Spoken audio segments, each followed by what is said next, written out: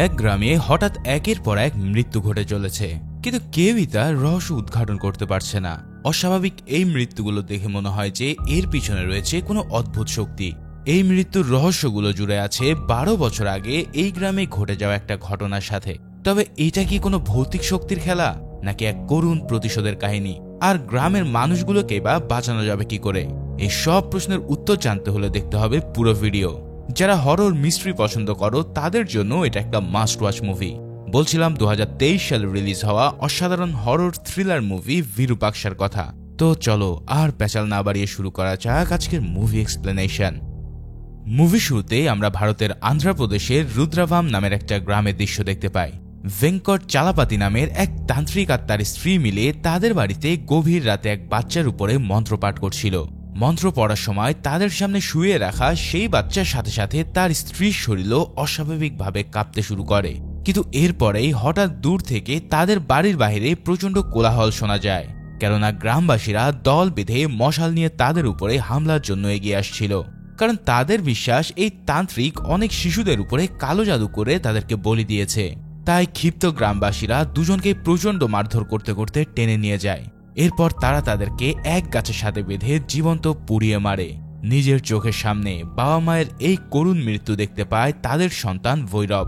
এদিকে মারা যাওয়ার আগে তার বাবা অভিশাপ দিয়ে যায় যে এই গ্রাম আগামী 12 বছর পর পুরোপুরি ধ্বংস হয়ে যাবে। এদিকে তান্ত্রিক দম্পতিকে মারার পর গ্রামবাসীরা ভৈরবকেও মেরে ফেলতে চায়। তবে গ্রাম প্রধান হরিশচন্দ্র প্রসাদ এই ছোট ছেলেটাকে মেরে ফেলাটা ঠিক মনে করেনি, তাই সে তাকে দূরের একটা এতিমখানায় পাঠিয়ে দেয়। এরপর মুভির সিন চলে আসে ঠিক 12 বছর পর। সিদ্ধায়া নামের এক কৃষক রাতে কাজ শেষ করে তার ক্ষেতের মাচায় ঘুমোতে যাচ্ছিল। হঠাৎ হারিকেন জ্বালিয়ে যেই না সে ঘুমোতে যায়, তখন তার কিছুক্ষণ পর সে তার পাশে অস্বাভাবিক কাকের ডাক শুনতে পায়। প্রচণ্ড এই ডাকাডাকি শুনে সে ধরফর করে ঘুম থেকে জেগে ওঠে। এরপর তার সামনে দাঁড়িয়ে থাকা কাকতরোয়ার উপরে বসা একটা কাক কেমন যেন অদ্ভুত দৃষ্টিতে তার দিকে চেয়ে চেয়ে ডাকছিল। এমনটা সাধারণত ঘটে না, তাই সে হারিকেন নিয়ে আবারও সামনের দিকে এগিয়ে যায়। এবার তার পাশ থেকে অনেকগুলো কাকের দল উড়ে গেলে সে আরো বেশি ভয় পেয়ে যায়। হঠাৎ একটা কাক এসে তার কপালে ঠোকরও মারে। এই কারণে সিদ্ধায়া মাটিতে পড়ে গেলে তার হাতের হারিকেনটাও পড়ে যায়। এরপর মাটি থেকে উঠে সে দেখতে পায় যে কাক তার কপাল থেকে রক্ত বের করে দিয়েছে। এরপর সে রহস্যজনকভাবে হারিকেন ফেলে অন্ধকারের দিকে এগিয়ে যেতে থাকে। এখন এটাই কি সেই তান্ত্রিকের অভিশাপ সত্য হওয়ার লক্ষণ? সেটা তোমরা শীঘ্রই জানতে পারবে। পরের দিন সকালে সিদ্ধায়ার ছেলে তার বাবার খেতে এসে সাইকেল আর হারিকেনটা খুঁজে পায়, কিন্তু তার বাবাকে অনেক খোঁজাখুঁজির পরও সে খুঁজে পায় না।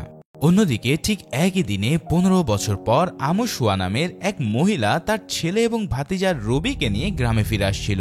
এখানে তার পুরাতন স্মৃতি ভরা এই গ্রামটিতে সে স্কুল করার জন্য জমিদান করতে চায়। পাহাড়ি পথের মধ্যে দিয়ে জিপে চড়ে তারা বেশ ভালোভাবে গ্রামের দিকে আগায়। তবে হঠাৎ রাস্তার মাঝে তাদের কাচের উপরে এসে আছড়ে পড়ে একটা কাক।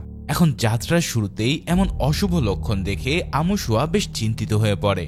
তবে সুরিয়া এসব জিনিসকে খুব একটা পাত্তা দেয় না, তাই সে আবারও গ্রামের দিকে রওনা দেয়। এদিকে গ্রামবাসী সবাই মিলে তখন একটা উৎসবের ব্যাপারে আলোচনা করছিল। কিছুদিন পরে মহা ধুমধামে দেবীর পুজো উপলক্ষে গ্রামে বিশাল উৎসব হতে চলেছে। আর গ্রাম প্রধান হরিশচন্দ্র আমুশুয়াকে এই উৎসবে যোগ দিতে মূলত গ্রামে ডেকেছে। আমুশুয়াও তার ছেলেকে নিয়ে ঠিক সময় গ্রামে পৌঁছে যায়। সে তার বোনের মেয়ে পার্বতীদের বাড়িতে ওঠে। অন্যদিকে সুরিয়া আর রবি মিলে গ্রামের ভিতরটা ঘুরে বেড়াতে থাকে। সেদিন রাতে মাচার উপর বসে থাকার সময় তারা দুজনে হঠাৎ একটা চোরকে দেখতে পায়। এই চোর ছিল একটা মহিলা চোর। মুখে কাপড় বেঁধে এক লোকের মুরগি নিয়ে সে দৌড় দিচ্ছিল।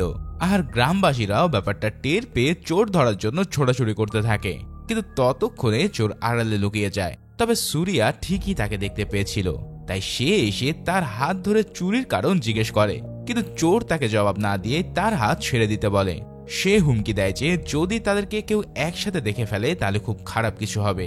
এই সব কথা শুনে সুরিয়া তাকে ছেড়ে দেয়। কিন্তু পরের দিন গ্রাম প্রধানের বাড়িতে নেমন্তন্ন খেতে গেলে সুরিয়া বুঝতে পারে যে এই চোর আসলে হরিশচন্দ্রর মেয়ে নন্দিনী।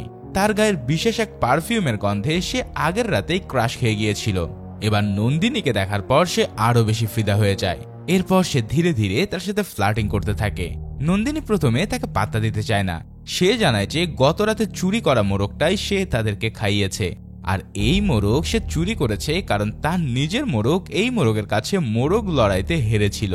মানে এই মেয়ে মোরগকেও ছেড়ে কথা বলে না। যাই হোক, তবুও সুরিয়া তার প্রতি অ্যাট্রাক্টেড হয়ে পড়ে। যাই হোক, এভাবে একদিন গ্রামের এক কাপলকে পাহারা দেওয়ার সময় নন্দিনী আবারও সুরিয়ার নজরে আসে।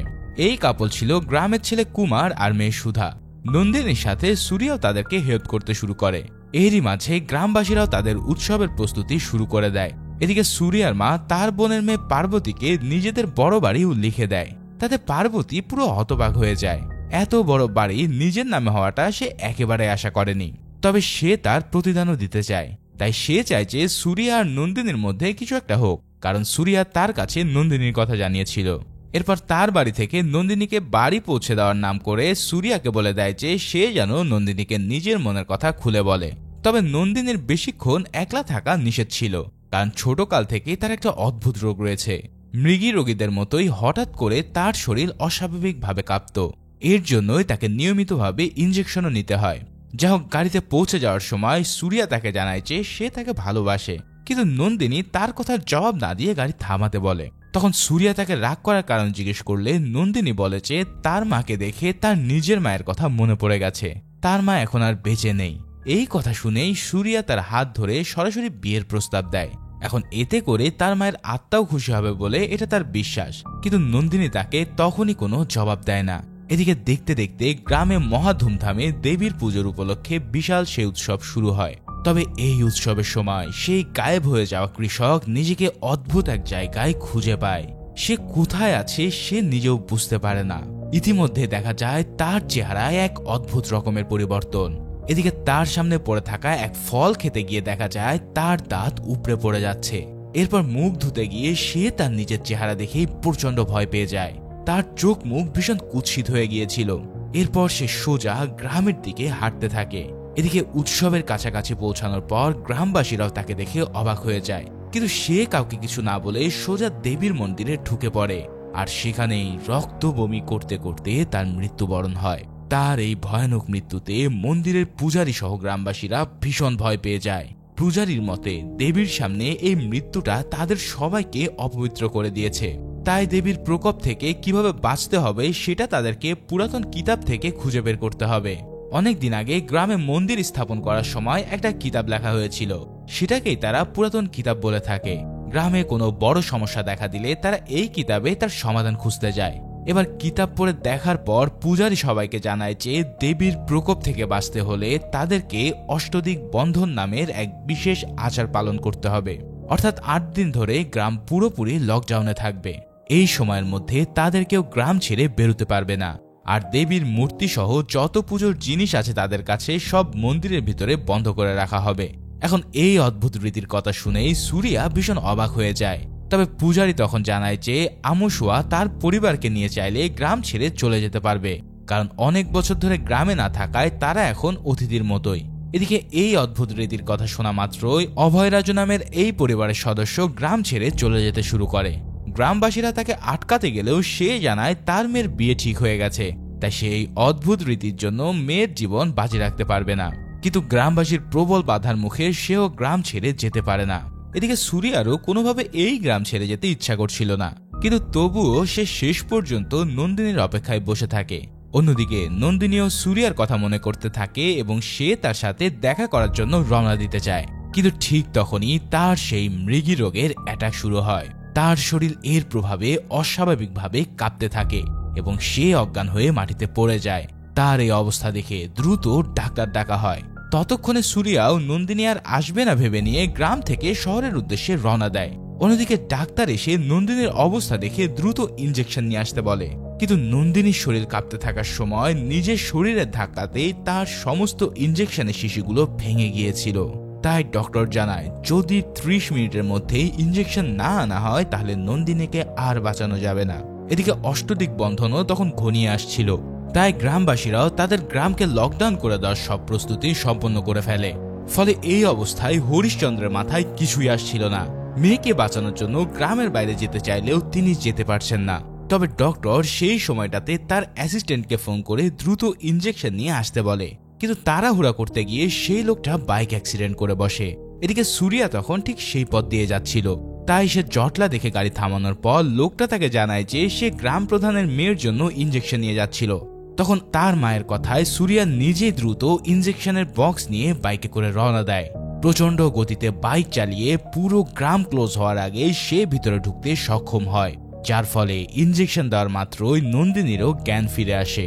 এরপর হরিশচন্দ্র তার মেয়ের জীবন ফিরে পেয়ে সুরিয়াকে বারবার ধন্যবাদ দিতে থাকে।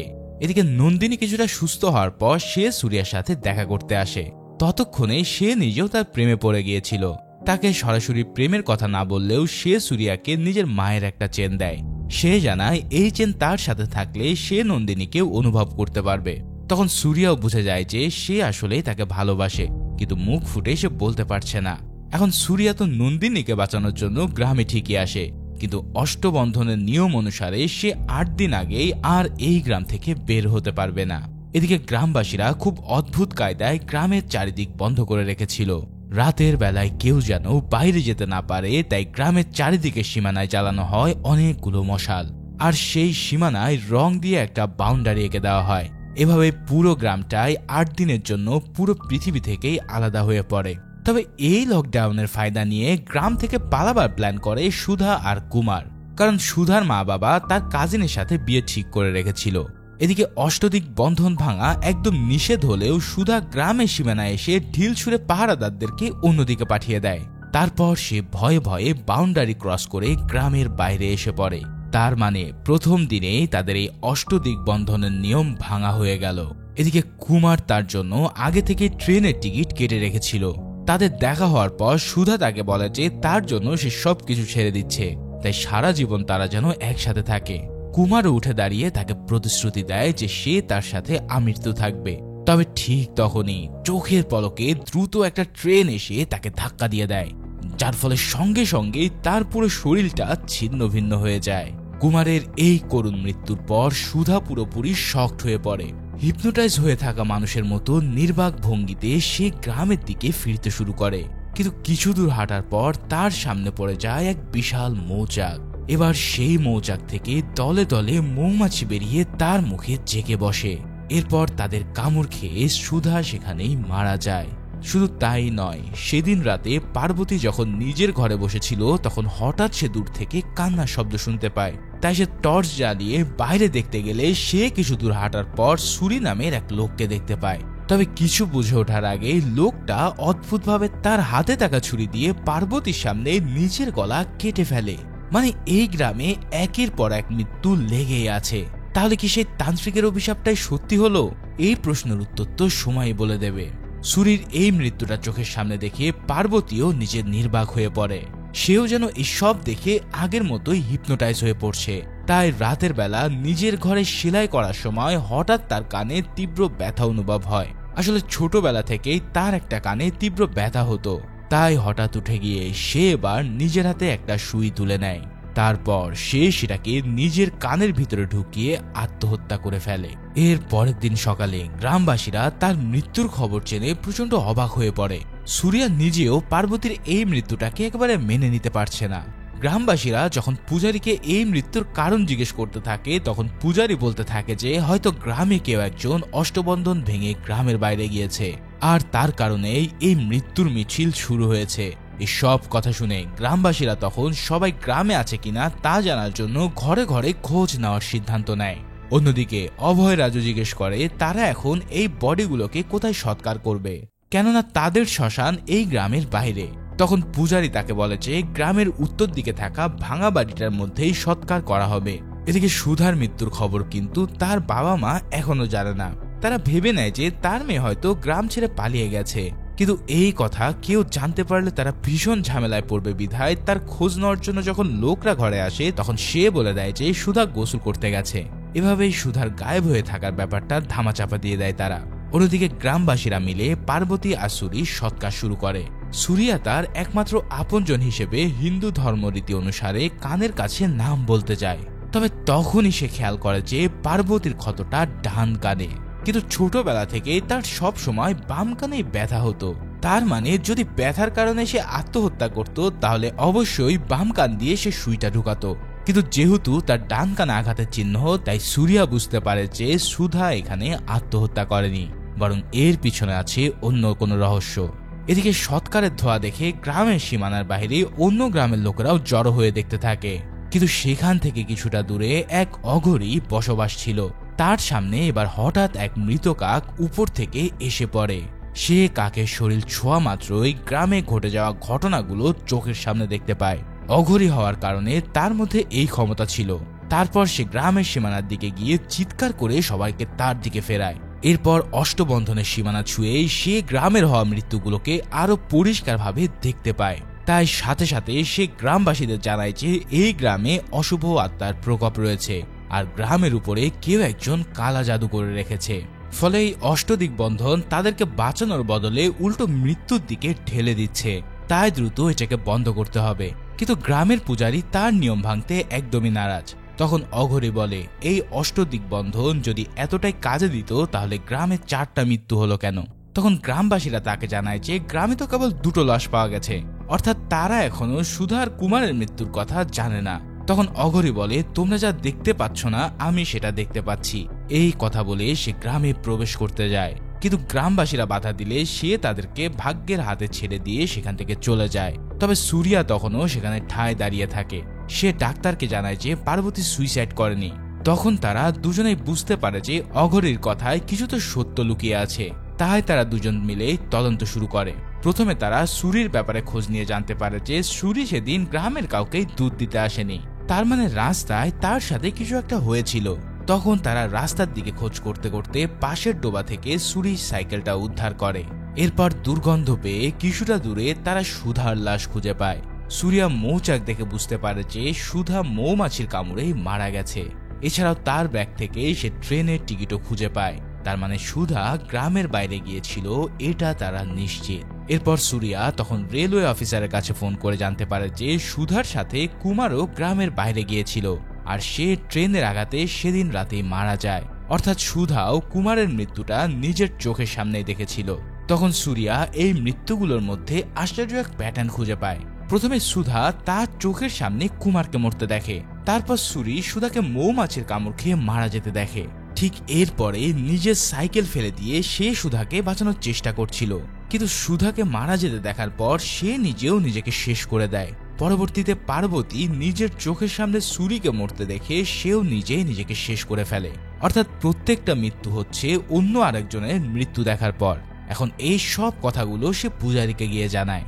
ঠিক তখনই পূজারী তার গরুর দুধ দোয়ানোর সময় দুধের বদলে রক্ত দেখতে পেয়ে কালা জাদুর আভাস পায়। তাই সুরিয়া তাকে বলে অষ্টদিগ্বন্ধনের নিয়ম নীতি বাদ দিয়ে অঘোরের কথা মেনে নিতে, কারণ তার কথাই তো সত্যি হচ্ছে।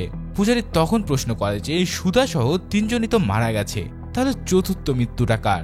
তখন সুরিয়া তাকে কুমারের মৃত্যুর ব্যাপারটাও জানায়। এবার প্রতিটা মৃত্যুই যে অন্যর মৃত্যু দেখার পর হচ্ছে সেটাও সে তাকে জানিয়ে দেয়। ঠিক তখনই হঠাৎ সে বুঝতে পারে যে পার্বতীর মৃত্যুর পর নন্দিনী তাকে প্রথম দেখেছিল। তার মানে এর পরের সিরিয়াল নন্দিনীর। সুরিয়া আর দেরি না করে তার ঘরের দিকে ছুটে যায়। এদিকে নন্দিনী তখন উদ্ভ্রান্তের মতন উত্তর দিকের বাড়িটার দিকে আগাচ্ছিল। গ্রামের এক লোক তাকে দেখতে পেয়ে সুরিয়াকে ব্যাপারটা জানিয়ে দেয়। তাই সুরিয়া দ্রুত সেখানে দৌড়ে গিয়ে দেখতে পায় নন্দিনী তার সামনে একটা কুয়োর ভিতরে লাফ দিতে যাচ্ছে। দেখতে দেখতে সে কুয়াটার মধ্যে লাফ দিয়েই দেয়। তবে পরক্ষণে সুরিয়া তাকে কুয়ার ভিতর থেকে টেনে তুলে আনে। এরপর নন্দিনীকে নিয়ে এসে প্রাথমিক চিকিৎসা দিতে গেলে দেখা যায় সে ছটফট করা শুরু করেছে। তবে এবার তাকে দেখে মনে হচ্ছে না যে এটা কোনো মৃগী রোগ। এবারের দৃশ্য দেখে তাদের মনে হয় যে যেন তার উপরে কোনো আত্মা ভর করে রেখেছে। এরপর শেষে অনেক কষ্টে তাকে বেঁধে রাখা হয়। তার এই অবস্থা দেখে ডাক্তার বলে আজ থেকে 12 বছর আগেও ঠিক এভাবেই মানুষের মৃত্যু হয়ে যাচ্ছিল। তখন কেবল বাচ্চারা মারা যাচ্ছিল, আর এখন তো পুরো গ্রামটাই খালি হতে চলেছে। তার কথা শুনে সুরিয়া তাকে পুরো ঘটনা খুলে বলতে বলে। তখন সে জানায় আজ থেকে 12 বছর আগে এই গ্রামে ভেঙ্কটেশ চালাপতি এবং তার স্ত্রী থাকতে আসে। তখন থেকে গ্রামে একের পর এক বাচ্চার মরক শুরু হয়। হঠাৎ একদিন গ্রামের কৃষক সিধায়া দেখতে পায় যে ভেঙ্কটেশ তার স্ত্রীকে নিয়ে এক বাচ্চার লাশের উপরে কালা জাদু করার চেষ্টা করছে। তখন সে গ্রামবাসীকে ব্যাপারটা জানিয়ে দিলে সবাই ভীষণ ক্ষিপ্ত হয়ে ওঠে। তারা ভাবে যে হয়তো ভেঙ্কটেশের জন্যই এই পুরো গ্রামের বাচ্চারা মারা যাচ্ছে। তারপরে গ্রামবাসীরা তাদের জীবন্ত জ্বালিয়ে দেয়, যা আমরা মুভির শুরুর সিনেই দেখেছিলাম। এখন এই ঘটনার পর তাদের বাড়ির আশেপাশে সব ভৌতিক ঘটনা ঘটতে শুরু করে, যার ফলে মানুষ ভয় পেতে শুরু করলে পূজারীর পূজা পাঠ করে ঘরটাকে সিল করে দেয়। এবার সুরিয়া ডাক্তারকে নিয়ে সে হন্টেড ঘরে ঢুকতে চায় এর আসল রহস্য উদ্ঘাটনের জন্য। পুরাতন ভৌতিক ঘরে ঢোকার পর তারা অনেকক্ষণ সেখানে খোঁজ চালায়। এখানে সুরিয়া বুঝতে পারে যে তাদের আগেও কেউ একজন এই ঘরে ঢুকেছিল, কারণ ঘরের মেঝেতে কালো জাদুর স্থানে একটা কিতাব থাকার কথা, কিন্তু এখন সেটা গায়েব। তবে আরো কিছুক্ষণ খোঁজাখুঁজির পর তারা সেই কালা জাদুর বইটাকে খুঁজে পায়। ঠিক সেই মুহূর্তেই সুরিয়া বুঝতে পারে যে এই সব ঘটনার সাথে এই কিতাবেরও একটা গভীর সম্পর্ক আছে। এদিকে গ্রাম প্রধান এসে মেয়ে নন্দিনীকে এই অবস্থায় দেখতে পেয়ে ভীষণ ভয় পেয়ে যায়। অন্যদিকে পূজারীরা তাদের পুরাতন কিতাব দেখে জানায় যে চন্দ্রগ্রহণের আগেই নন্দিনীকে জ্বালিয়ে দিতে হবে, আর এটা হলেই কেবল এই অশুভ আত্মা থেকে সবাই মুক্তি পেয়ে যাবে। কিন্তু গ্রাম প্রধান হরিশচন্দ্র কোনোভাবেই তা মেনে নিতে পারে না। তখন অভয় রাজুর নেতৃত্বে একদল লোক পূজারীর কথাটাকেই বাস্তবায়ন করার জন্য উঠে পড়ে লাগে। তাদের মধ্যে কিছু লোক নন্দিনীকে নিয়ে আসতে যায়, তবে তখন সুরিয়া এসে তাদের সবাইকে মারতে থাকে। এরপর সে সবাইকে উদ্দেশ্য করে বলে যে যদি কেউ নন্দিনীর গায়ে টাচও করে তাহলে সে তাকে মেরে ফেলবে। এরপর সুরিয়া সবাইকে কথা দেয় যে সে এই সমস্যার সমাধান করেই ছাড়বে। তাই 8 ঘন্টার জন্য তারা নন্দিনীকে অজ্ঞান থাকার ওষুধ দিয়ে দেয়। এর মধ্যেই সে সমাধান খুঁজে বের করার চেষ্টা করবে। অভয় রাজু তাতে বাগড়া দিতে চায়, তবে ডাক্তার বলে যে সুরিয়ার কারণে কিন্তু তারা এত অবধি জানতে পেরেছে, তাই তার কথা মানা উচিত। এরপর সুরিয়া গ্রামের বাইরে যাওয়ার পারমিশন চাইলেও পূজারীও তাকে অনুমতি দেয়, কারণ অষ্টবন্ধনের নিয়ম ইতিমধ্যে ভঙ্গ হয়ে গেছে। এবার ডাক্তার বুঝতে পারে যে সুরিয়া আসলে ভঙ্কেশ চালাপাতির ছেলে ভৈরবকে খুঁজতে যাচ্ছে। তার সন্দেহ যে এই সব কিছুর পিছনে সেই দায়ী, যার ফলে সুরিয়াও তাকে খুঁজে বের করে ছাড়বে। কিন্তু তখনই পাশের গ্রামের কিছু লোক একটা গরুর গাড়িতে আগুন লাগিয়ে ব্যারিকেড বানিয়ে ফেলে। তারপর তারা বলে যে এই গ্রাম থেকে কাউকে বের হতে দেওয়া যাবে না, কারণ তারা ভাবছে এই গ্রামের মহামারী তাদের গ্রামের ভিতরেও চলে আসতে পারে। কিন্তু সুরিয়া তাদের তোয়াক্কা না করে সোজা সেদিকে জিপ চালিয়ে দেয়। সে আগুনকে পর্যন্ত ঠেলে দিয়ে ভিড়ের মধ্যে দ্রুত গতিতে জিপ চালিয়ে বেরিয়ে যায়। এদিকে লোকগুলো অনেক দৌড়েও তাকে ধরতে পারে না, উল্টো একজন তার উপরে হামলা করতে গিয়ে এক বিষাক্ত সাপের কামড় খেয়ে সেখানে মারা যায়, যার কারণে গ্রামবাসীরা আরো বেশি বিশ্বাস করে ফেলেছে সুরিয়ার কারণে তাদের গ্রামেও মড়ক শুরু হয়েছে। এরপর সুরিয়া চলে যায় সে অনাথ আশ্রমে, যেখানে ভৈরবকে আগে রেখে আসা হয়েছিল। এখানে গিয়ে সে জানতে পারে যে এই অনাথ আশ্রম অনেক আগে বন্ধ হয়ে গেছে। এছাড়াও ভৈরবকে যখন সেখানে রাখতে দেওয়া হয়েছিল তখন থেকেই সে কারোর সাথে কথা বলতো না, সারাক্ষণ সে যেন কোনো মন্ত্র আওড়াতে থাকতো। এছাড়াও প্রতিদিন রাতে সে বাইরে কোথাও চলে যেত, এমনকি তার অন্যান্য সহপাঠীদেরও সে ক্ষতি করত। এভাবেই একদিন রাতে বাইরে থেকে আসার পর আশ্রমের মালিক তাকে ধরে ফেলে, কিন্তু সে সেদিন এক মন্ত্র বলের কারণে তাকে প্যারালাইসিস করে সেখান থেকে পালিয়ে যায়। তারপর থেকে এই আশ্রমের কেউ আর তার কোনো খোঁজ পায় না। এসব শুনে সুরিয়া বুঝতে পারে যে ভৈরবের কালা জাদুর আস্তানা কাছে কোথাও আছে। তাই সে আশ্রম থেকে কিছুটা দূরে খোঁজ করার সময় সেই অঘরীদের একটা আস্তানা খুঁজে পায়।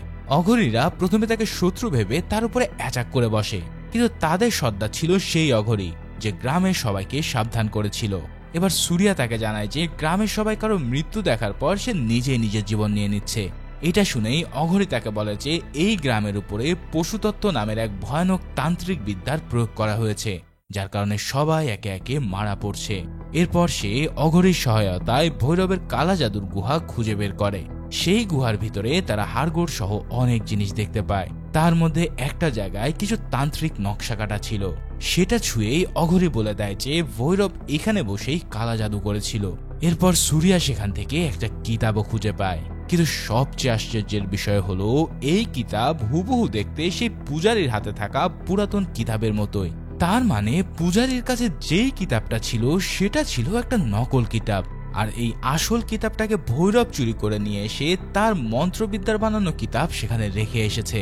এরপর সে আরো কিছু জিনিস নাড়াচাড়া করে দেখার পর সুরিয়া সেখান থেকে একটা আইডি কার্ড পায়।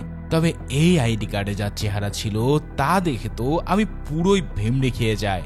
এটা আর কারোর ছবি ছিল না, বরং সে ছিল সুধার প্রেমিক কুমার। তার মানে সুরিয়াই তখন বুঝতে পারে যে এই কুমারই হচ্ছে আসল ভৈরব। ভাইরে ভাই, এই লেভেলের টুইস্ট এই মুহূর্তে আমি একদম আশা করিনি।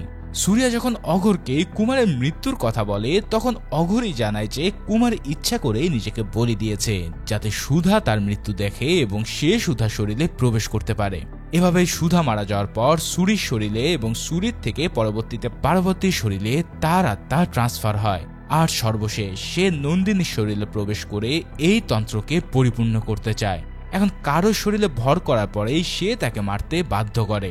এর মানে পূজারীর কথা অনুযায়ী যদি গ্রামবাসী নন্দিনীকে জ্বালিয়ে দেয় তাহলে সবাই তাকে মরতে দেখবে এবং এর সাথে সাথে ভৈরবও সবার উপরে ভর করার সুযোগ পাবে। মানে নন্দিনীকে বলি দেওয়াটা পুরো গ্রামকে একসাথে মারারই একটা প্ল্যান ছিল। কিন্তু এই সমাধানটা আসলে পূজারীর কাছে থাকা ওই নকল কিতাব থেকে এসেছে।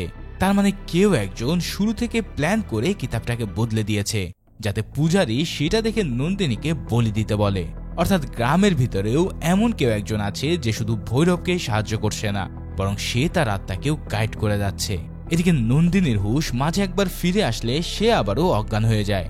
এবার গ্রামবাসী আর ধৈর্য ধরতে পারে না, কিন্তু তখনই অভয় রাজু এসে সবাইকে থামিয়ে দেয়। সে সবাইকে বলে যে সূর্যা যখন নিজের ভালোবাসার জন্য জীবনের পরোয়া না করে সমাধান খুঁজতে গেছে তখন সে নিশ্চয়ই ফিরে আসবে, যার কারণে সে এই ভালোবাসার শক্তিকে বিশ্বাস করে। তাই তাদের উচিত তার জন্য আরো কিছুক্ষণ অপেক্ষা করা। অন্যদিকে গুহার ভিতরে সবকিছু বোঝার পর সূর্যা অঘরীকে নিয়ে গ্রামের উদ্দেশ্যে রওনা দেয়। তবে পথের মধ্যে অঘরী তাকে জিজ্ঞেস করে যে একজন অঘরী চাইলে যে কাউকে মুহূর্তের মধ্যে শেষ করে দিতে পারে, কিন্তু তাদের মন্ত্রে সূর্যার কেন কিছু হলো না? তাহলে তার ভিতরেও কি কোনো শক্তি রয়েছে? তবে এই প্রশ্নের জবাব দেওয়ার আগেই তাদের জিপ পাথরে লেগে উল্টে যায়। এই কারণে সেই উল্টানো গাড়ি থেকে জখম অবস্থায় সূর্যা আর অঘরী বেরিয়ে আসে। এবার অন্য গ্রামের লোকেরাও তখন মশাল হাতে তাদের আটকানোর জন্য চলে আসে। তখন সূর্যা অঘরীকে দ্রুত গ্রামের মন্দিরে যেতে বলে এবং নিজেই সে লোকগুলোকে আটকানোর জন্য রেডি হয়। এরপর লোকগুলো তার উপরে এসে হামলা করে বসলে সে তাদের হাত থেকে একাই লড়াই করতে থাকে। সে বারবার তাদের বোঝানোর চেষ্টা করে যে আসলে গ্রামটাকে সে বাঁচাতে এসেছে, কারণ এই গ্রামের উপরে কালা জাদু করা হয়েছে। কিন্তু লোকগুলো তাতে আরো বেশি ক্ষেপে যায়, কারণ তারা ভাবতে থাকে যে এই জাদুর প্রকোপ তাদের গ্রামেও চলে আসবে। তাই তারা আরো জোরে সোরে হামলা শুরু করে। শেষে তার নিক্ষেপ করা মশালের কারণে সূর্যার পুরো জিপটাই ব্লাস্ট হয়ে যায়। আর সেই ফাঁকে সে দ্রুতই তাদের গ্রামের ভিতরে ঢুকে পড়ে। এদিকে অঘরী তখন দেবী মধুমাম্বার মন্দিরে ঢুকে পুজোর চেষ্টা করছিল। এরপর সূর্যাও গ্রামের ভিতরে ঢোকার পর দেখতে পায় যে গ্রামবাসী ইতিমধ্যে নন্দিনীকে কফিনে ঢুকিয়ে পোড়ানোর জন্য নিয়ে এসেছে। আসলে পূজারীর কথা মতো তারা সবাই মিলে নন্দিনীকে প্রথমে একটা কফিনে ঢোকায়। এরপর তারা সেটা চারিদিকে আগুন জ্বালিয়ে চন্দ্রগ্রহণ শেষ হওয়ার আগে তাকে পুড়িয়ে মারার জন্য রেডি হচ্ছিল।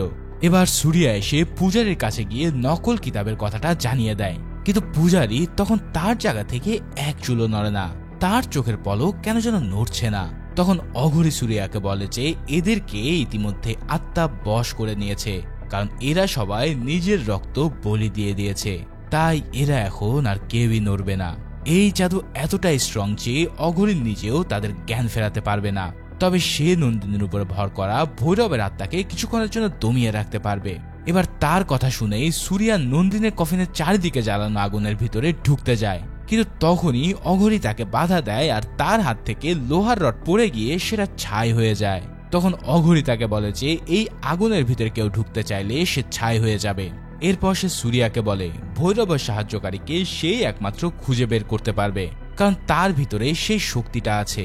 তখন সূর্যা হঠাৎ গ্রাম প্রধান হরিশচন্দ্রের প্রাসাদকেই সন্দেহ করে বসে, কারণ গ্রামের সবাই যখন সমাহিত হতে যাচ্ছিল তখন এই গ্রামে একজন লোকই উপস্থিত ছিল, আর সে হলো হরিশচন্দ্র। তখন সূর্যা তাকে খুঁজতে খুঁজতে তার ঘরের ভিতরে চলে যায়, কিন্তু বেশ কয়েকবার ডাকাডাকির পরেও সে কোনো জবাব খুঁজে পায় না। তবে সূর্যা তাকে খুঁজতে খুঁজতে এবার নন্দিনীর ঘরে পৌঁছে যায়। সেখানে হঠাৎ সে কিছু অদ্ভুত জিনিস দেখতে পায়। এরপর সে ঘরের মেঝেতে একটা গোপন দরজা এবং সিঁড়ি আবিষ্কার করে। এই সিঁড়ি দিয়ে সে নিচে নামতে দেখতে পায় সেখানে মাটিতে আঁকা আছে বিচিত্র সব নকশা। এছাড়াও সেখানে রয়েছে তান্ত্রিকদের ব্যবহার করা সব জিনিসপত্র। কিন্তু নন্দিনীর ঘরে এই ঘর কি করছে? তারপর সে সেখান থেকে একটা ফ্যামিলি ফটো খুঁজে পায়। এই ছবিতে ভেঙ্কটেশ চালাপাতি এবং তার ছেলের সাথে একটা মেয়েকেও দেখা যাচ্ছে। তৎক্ষণাৎ সে বাইরে বেরিয়ে এসে হরিশচন্দ্রকে খুঁজে পায়। তারপর সে তাকে ভেঙ্কটেশ পরিবারের চতুর্থ সদস্যের ব্যাপারে জিজ্ঞেস করে, কেননা ফ্যামিলি ফটোতে যেই মেয়েটার ছবি ছিল সে হলো এই পরিবারের চতুর্থ সদস্য, যার সম্পর্কে এই গ্রামবাসীরা কখনোই জানতে পারেনি। তখন হরিশচন্দ্র তাকে যা বলে তাতে আমার মাথা পুরোই ঘুরে যায়। সে বলতে থাকে অনেক বছর আগে যখন ভেঙ্কটেশ এবং তার স্ত্রীকে গ্রামবাসীরা জ্বালিয়ে দিয়েছিল, তখন কয়েকদিন পর সে তাদের ঘর থেকে একটা মেয়ের কান্না শুনতে পায়। এরপর সে ভেঙ্কটেশ পরিবারের ফ্যামিলি ফটো দেখে বুঝতে পারে যে এই মেয়েটা তাদেরই সন্তান, যার কারণে গ্রামবাসীরা তাকে পেলে মেরে ফেলত। তাই এই মেয়েটাকে বাঁচানোর জন্য সে তাকে চুপি চুপি তার বাড়িতে নিয়ে আসে। এরপর থেকে সে তাকে নিজের মেয়ের মতোই বড় করেছে। আর এই মেয়েটাই হলো নন্দিনী। তার মানে নন্দিনী ছিল ভৈরবের আপন বোন, কিন্তু অথচ গ্রামবাসী আজই তাকে বলে দিতে চলেছে। সুরিয়া তখন তার কথা শুনে বলে যে গ্রামবাসীর হাত থেকে নন্দিনীকে নয়, বরং নন্দিনীর হাত থেকেই এবার গ্রামবাসীকে বাঁচাতে হবে। যেই ভৈরবকে অনাথ আশ্রমে পাঠানো হয়েছিল তার জন্যই আজ সবকিছু, আর নন্দিনী তার ভাইকে এই সব কিছু করতে সাহায্য করেছিল। ভাইরে ভাই, এই টুইস্ট আমি জাস্ট কল্পনাই করতে পারিনি। যাই হোক, ততক্ষণে নন্দিনী তার কফিন থেকেও বেরিয়ে গেছে। অঘোর তাকে আটকানোর চেষ্টা করলেও সে কফিন ভেঙে বাইরে বেরিয়ে আসে। তারপরেও অঘোরী তাকে দমিয়ে রাখার চেষ্টা করলে সে নিজের শক্তিতে অঘোরীকে দূরে ছুঁড়ে মারে। এরপর সে তার মন্ত্র বলে দূরে থাকা একটা গাছের উপর আগুন জ্বালিয়ে দেয়, আর সমস্ত গ্রামবাসীরা তার মন্ত্রের ফলে সেই আগুনের দিকে হাঁটতে থাকে। অর্থাৎ তার বাবা মাকে যেভাবে জ্বালানো হয়েছিল ঠিক সেভাবেই সে সমস্ত গ্রামবাসীকে জ্বালিয়ে মারতে চায়। ঠিক তখনই সুরিয়া বাইরে বেরিয়ে এসে তাকে বলে যে গ্রামবাসীরা যা করেছিল তার সবকিছু না বুঝে করেছিল, সব দোষ ছিল তার বাবার। তখন নন্দিনীর ভিতরের রাগ যেন আরো বেশি জ্বলে ওঠে। এরপর সে বলতে থাকে যে তার বাবা কোনো তান্ত্রিক নয়, বরং একজন আয়ুর্বেদিক ছিলেন। তিনি তার অসুস্থ স্ত্রী অর্থাৎ নন্দিনীর মাকে সুস্থ করে তোলার জন্য অনেক চিকিৎসা পদ্ধতির আশ্রয় নেয়, কিন্তু এই সব কিছু করেও তার কোনো লাভ হয়নি। শেষে তিনি অর্থবেদ থেকে তান্ত্রিক শক্তি অর্জন করার চেষ্টা করতে থাকে। এক সময় তিনি এই শক্তিকে কাজে লাগিয়ে একটা কবচ তৈরি করে, যেটা তিনি নিজের স্ত্রীর গলায় পরিয়ে দিয়েছিলেন। এখানে নন্দিনী সুরিয়াকে যে কবচটা দিয়েছিল সেটাই ছিল এই কবচ। এখন এই কবচ তার স্ত্রীকে সব অশুভ শক্তি থেকে দূরে রাখত। তবে স্ত্রীকে কিভাবে আরো সুস্থ করে তোলা যায় এর জন্য ভেঙ্কটেশ বিভিন্ন ধরনের পরীক্ষা চালাতে থাকে। এভাবেই একদিন এক মর্গ থেকে একটা বাচ্চার লাশ নিয়ে এসে সে সেটাকে জীবিত করে দেখতে চেয়েছিল। অর্থবেদ অনুসারে মানুষ মরে যাওয়ার পর 6 ঘন্টা পর্যন্ত সেই লোকের চোখ জীবিত থাকে, তাই এর মধ্যে যদি তার শরীরে কোনো আত্মা প্রবেশ করানো যায় তাহলে সে জীবিত হয়ে উঠবে। ঠিক এই পরীক্ষাটাই তিনি করতে চেয়েছিলেন।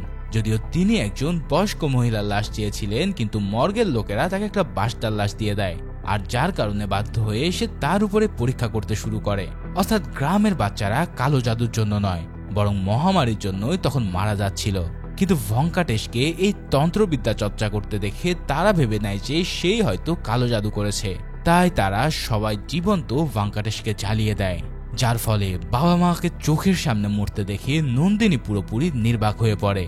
এর 8 দিন পর গ্রাম প্রধান তাকে সেই ঘর থেকে উদ্ধার করে নিজের মতো করে বড় করে তুলতে থাকে। কিন্তু নন্দিনী তার বাবা মায়ের সাথে ঘটে যাওয়া ঘটনাগুলো কোনোদিন ভুলতে পারেনি। এছাড়াও সে গ্রামবাসীদের মধ্যে তাদের মারা যাওয়ার জন্য কোনো আফসোস দেখতে না পেরে তাদেরকে মারার সিদ্ধান্ত নিয়ে নেয়। তাই ধীরে ধীরে সেও নিজে তন্ত্রবিদ্যা চর্চা শুরু করে। এরই মধ্যে একদিন তার ভাই ভৈরব অনাথ আশ্রম থেকে পালিয়ে আসে, যার কারণে ভাইকে পেয়ে নন্দিনী গ্রামবাসীকে মারার এই প্ল্যানটা সাজিয়ে নেয়। তারপর বাকি কাহিনী তো তোমরা জানোই। এখন এই কথাগুলো শোনার পর সুরিয়া বলে যে গ্রামবাসী তো অজান্তে এসব করেছিল, কিন্তু এর জন্য তাদেরকে এত বড় শাস্তি দেওয়া ঠিক হবে না। কিন্তু নন্দিনী তার কোনো কথাই শুনতে চায় না। তার মধ্যে থেকে ভৈরবের আত্মা বেরিয়ে এসে তাকে মারতে চায়, তবে সুরিয়ার গলায় থাকা নন্দিনীর দেওয়া কবচটা তাকে বারবার বাঁচিয়ে দেয়। সে তখন তাকে নিজের ভালোবাসার কথা বলেও আটকানোর চেষ্টা করতে থাকে, কিন্তু নন্দিনী বলে যে সে তাকে ভালোবাসে না।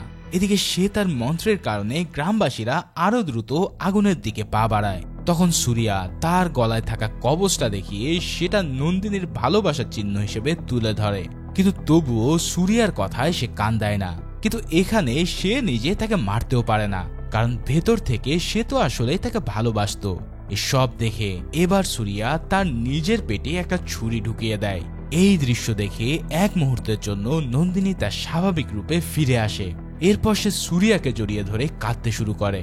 সাথে সে এটাও জানায় যে গ্রামবাসীকে বাঁচাতে হলে তাকে তার হত্যা করতে হবে। এই কথা বলার পর তার ভিতরে থাকা ভৈরব আত্মা আবারও নিজের কাজ শুরু করে দেয়। তবে আর কোনো উপায় না পেয়ে সুরিয়া তার পিঠেও ছুরি ঢুকিয়ে ফেলে। আর তখনই নন্দিনী আবারও নিজের আগের রূপে ফিরে আসে। তবে এই দৃশ্য দেখে এবার দুজনেই কাঁদতে শুরু করে, কারণ শেষটা যে এমন হবে তা কেউই ভাবতে পারেনি। আর এই কারণেই নন্দিনী ফাইনালি মৃত্যুবরণ করে। নন্দিনীর এই মৃত্যুর পর সূর্যা গ্রামবাসীদের তাদের ভুলের কথা স্মরণ করিয়ে দেয়।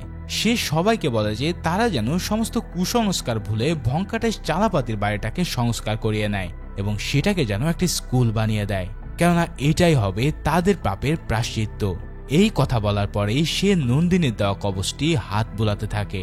তবে ঠিক তখনই হঠাৎ তার চোখেও একটা নীল আভা দেখা যায়। ঠিক এমনই একটা সিনের মধ্যে দিয়ে এই মুভিটা এখানেই শেষ হয়। তবে লাস্টের সিন থেকে আমরা বুঝতে পারি যে এর সিকুয়েল হয়তো কনফার্ম করা হয়েছে। এখন সেকেন্ড পার্ট চলে আসলে তোমাদের জন্য এটাও এক্সপ্লেন করা হবে। তো সেই পর্যন্ত সবাই ভালো ও সুস্থ থাকো, দেখা হচ্ছে পরের কোনো ভিডিওতে। আল্লাহ হাফেজ।